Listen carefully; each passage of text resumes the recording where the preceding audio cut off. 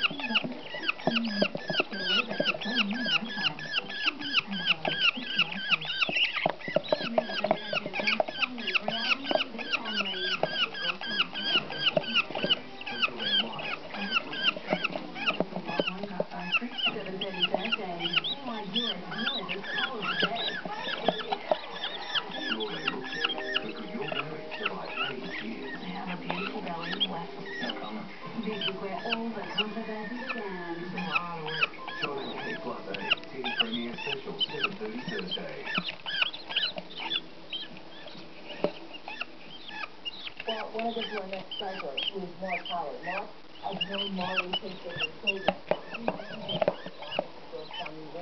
Where he teaches political science. Now, you've been following this case